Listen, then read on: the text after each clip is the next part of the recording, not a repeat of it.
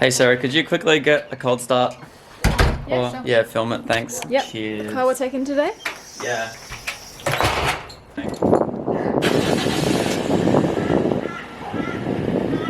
Wow, much power. Yeah, not bad. Not bad at all. Decent runs. Yeah, the best one of them all.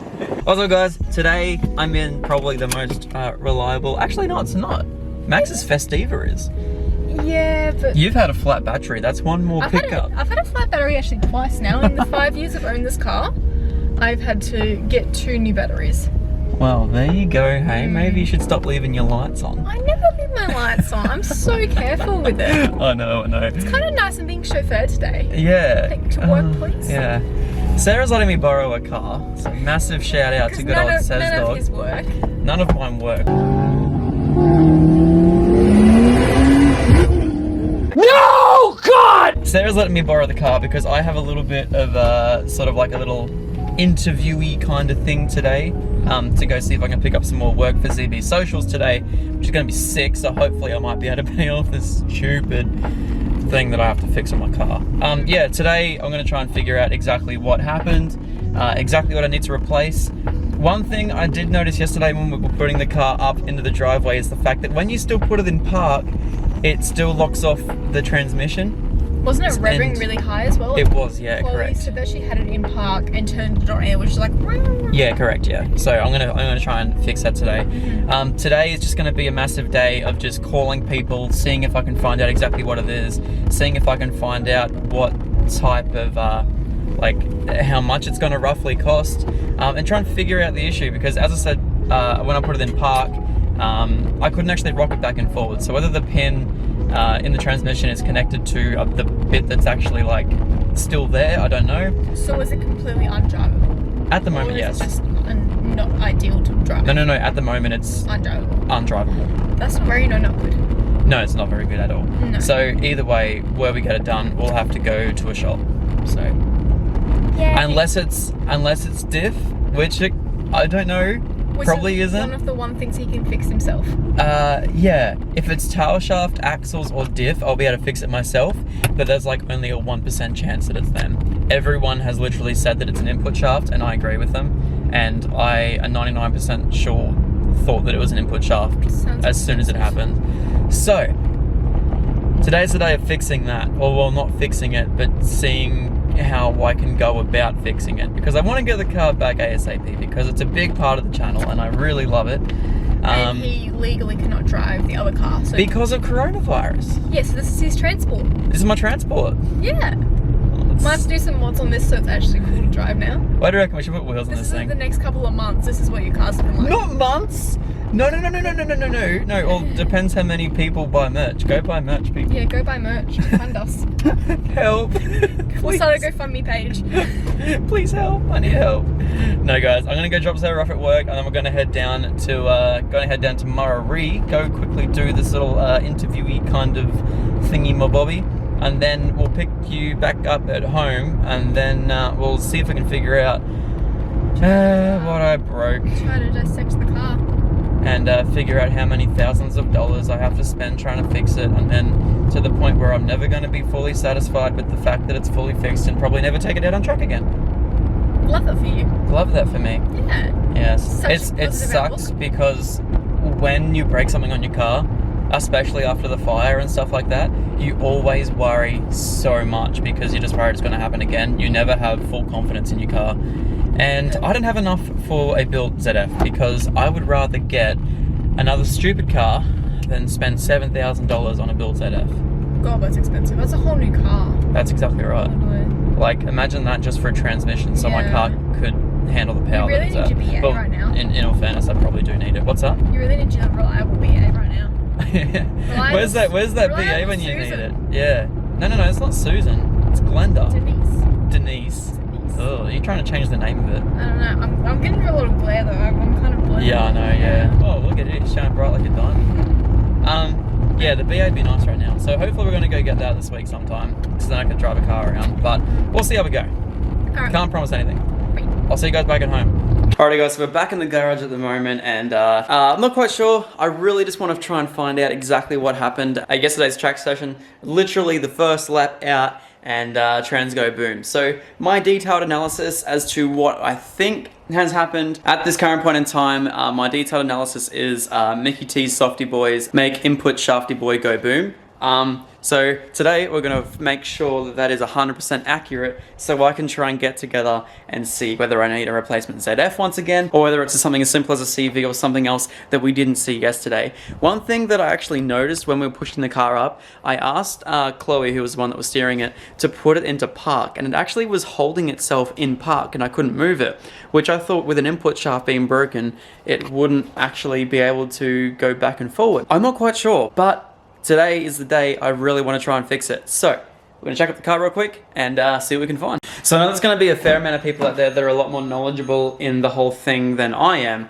But basically, I'm just going to quickly go through just some of the things that I'm going to be looking for to see just what the issue is. So I have the car in neutral and also have the handbrake down. And yeah, at the moment, both wheels spin. I don't know if you can see it, but both wheels there are definitely spinning. So leads me to believe that one, the diff is fine, and two, both axles are fine. So now we get into the fun stuff, I guess. So when the car is in park, this wheel doesn't move, which is why I thought maybe it's not an input shaft, because I thought if the input shaft was to snap, then obviously the wheels would be completely free from the rest of the car. So yeah, but this one right here, in drive, the wheels can spin freely backwards. No idea what that noise is. So anyway, I'm going to get under the car and see if I can figure out just what I went wrong. Rightio, so now comes the fun bit. Start the car up in neutral. Wait for it to start up. Beautiful. This is one thing that it does, which I think is really odd. It's now revving super high, which I'm really concerned about. I have no idea why. But I put the car into, quickly hold down the brake there, put the car into drive. Nothing happens. It's revving at 2,500 RPM. And the tail shaft isn't spinning.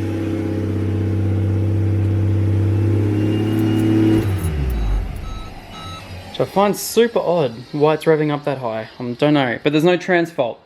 Usually, if you completely destroy a gearbox, I thought there would be a trans fault. So, I'm not actually quite sure what I'm looking for at the moment, to be honest, but I think my trans is done for.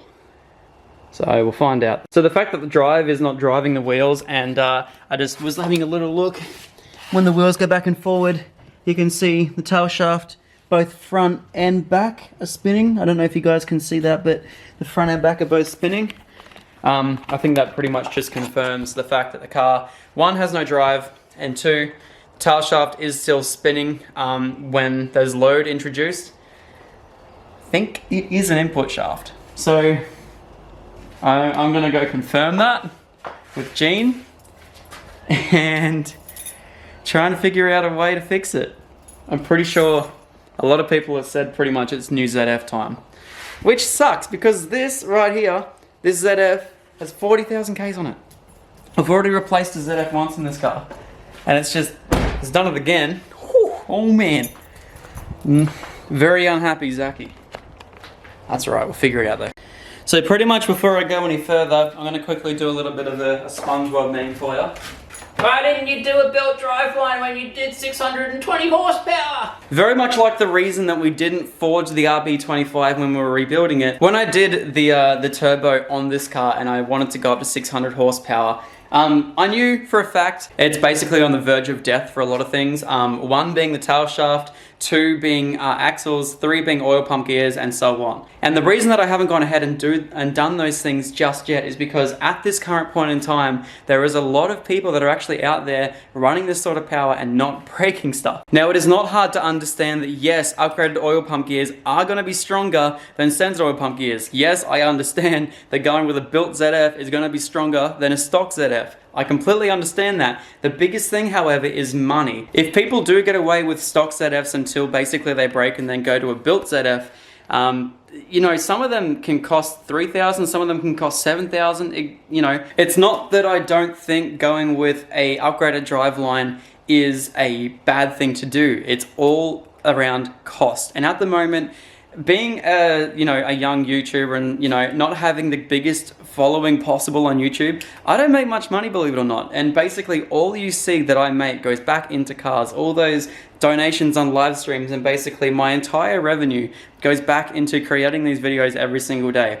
And if you have a look even on Social Blade or something like that, and you see that the fact that my income is based, I think at the moment is 2.9K a month, and that's US as well. So roughly about $4,000-ish, right? You would understand that going with a $7,000 transmission can completely destroy me for about 2 months. And that's not even including the cost of rent and everything else as well. So yes, it was a bit of an ask from the car to hold up with 620 horsepower. Yes, there is people out there that have been on this power, no worries at all, for God knows copious amounts of time. There has been people that have blown up ZFs and input shafts with stock power. There's also been people that have been running years reliably on 700 horsepower, the stock ZF. It all comes down to what you want to do with your own car, the cost of it, and can you justify the cost of putting a $7,000 transmission in your car? At this current point in time, no, I can't. Once again, the same reason I didn't forge the RB25. The first thing was mainly cost, but the second thing was I didn't need a forged RB25 in my life at this current point in time. It was a track car and I wanted to keep it as stock as possible and reliable as possible, It was never going to be a massive 600 horsepower build. There is people out there that are running completely stock drive lines and running 700 horsepower on these Falcons. It's just a matter of time and basically how you drive the car. And obviously, I did a few mistakes when I was driving the car that led to this thing breaking. But hey, I've learned from that. It's just a matter of time now before it gets fixed. I'm not quite sure whether I'm going to go with the built box yet. And hey, if I had hundreds of thousands of dollars in the bank, yes, 100% I would go with a built diff. But at this current point in time, I can't justify spending that much money on a built diff when at the moment all I can basically afford is a stock replacement. In saying that, I can barely even afford that. So I'm going to do a bit of calling around and see what I can do in terms of getting a replacement ZF for the Falcon at the moment, and hopefully we can get it back up and running ASAP. So I think it confirms the fact that I do need a new ZF. It's gonna be great fun. The only thing that I actually just couldn't believe happened, and I'm still actually, I don't know if you guys know, I'm in really high spirits about it, The car is making 620 horsepower and 850 Newton meters of torque. It's a quick car, it's no slouch. And I understand that yes, things are gonna start breaking. I'm gonna start finding weak points in the car. So yes, now I'm gonna do a little bit of calling around. I think Real Dyno is pretty much out for the rest of the month. And I kind of want to get it in pretty quickly, but I think the biggest thing is the fact that with the new ZF, because mine had a tune on it, the last time we did a ZF, we had to run it on the stock tune, which means reprogramming and just a whole bit of a mess around. So I'm going to do a lot of research and see what my best course of action is. So we'll see how we go. I'm kind of thinking that the Corolla is probably like best car to go with. Just swap the Turbo Falcon straight with it because this camera holder right here is made for vloggers, made for my job. Literally, it's perfect. Oh, also, by the way, I accidentally left last night 2 full Jerry's of V85 out the front of my house because I just got them straight out the car. I came back this morning and one of them was empty. I don't know whether I filled up with one of the Jerry's or I can't remember exactly what I did with one of them, but that's really funny if someone decided to take my fuel and put E85 in it, because good luck to them. I hope they enjoy that E85. I sure hope their car's made for it, otherwise that could be a very expensive thing that they've just done. Anyway guys, I've just had a quick little call around to a few people in regards to the car. At this current point in time, it looks as though that yes, it is an input shaft, and yes, it's going to be expensive to fix. I had a quick chat to Gilroy's out at Toowoomba, and at this current point in time, they can do a drive-in, drive-out with a ZF change and everything else as well. I'll have to supply the ZF, which I'm pretty sure I'll be able to find. But at this current point in time, it's going to cost around about $1,500 to $2,000 to do a stock replacement once again, which will get the car driving, no worries. The only downside is it's out at Toowoomba, or I wait an extra week and I do it at Real Dyno. That's the biggest thing right there. So I'm about to give Real Dyno a call, see when they can slot me in to do a ZF replacement. At this current point in time as well though, I'm also looking in regards to what we can do in terms of potentially even building this ZF. Now Gilroy's out in Toowoomba do a drive-in, drive-out built ZF, which will stand 750 horsepower, no stresses at all, and that will cost me around about $5,000 drive-in, drive-out for the built ZF. So that's another option that I could potentially go with, and then I might feel a little bit better about taking it out on the track. But at this current point in time, who knows? Now, I've also got another person who I've managed to find, or actually that has messaged me, a good mate of mine who's helped me out in a lot of videos. Now, he's got a built ZF sitting there at the moment. I'm not sure whether it's a whole ZF or whether it's just the input shaft that's done. I believe it's a Nispro input shaft or something along those lines for $3,000. So that plus the $1,000 installation fee is $4,000, or I just go with a built box for $5,000, or I just go back to the standard box for $1,500 and then get the Skyline sorted, ready to be my track monster. Why are you tailgating me? Jesus Christ, love, are you right there? I hope you know that if you're tailgating me, I'm only going to go slower. She's backed off now, she can't handle the roll of power. Honestly though, I think one of these cars is great. It's always reliable, always just turns on, always just drives. I'm sure it'd be fun at the track, and it's got a great camera position thing. It's wicked. So I'll give you guys a little bit more clarification in regards to like how I'm currently feeling about the Falcon in the way. I never wanted, I honestly never wanted this car to be a crazy build, you know, crazy high horsepower that needs like a built diff or anything. It's bright. I never wanted this car to be like a crazy build where I needed like a build diff or anything mental. I'm sorry I'm so dark. Hopefully you guys can see it better on computer.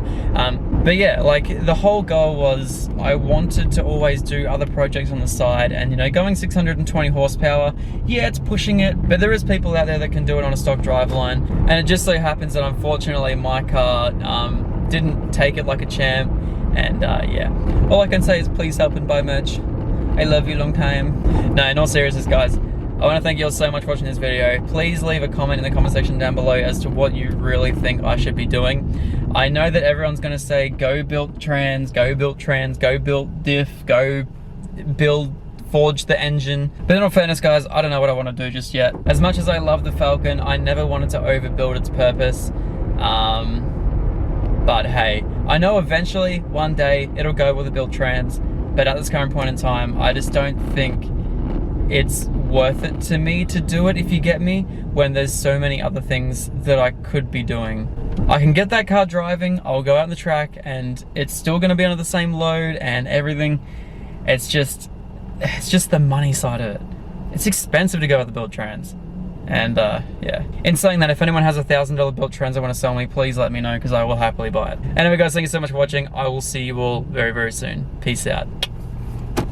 Alrighty, so lead time for the Falcon being done.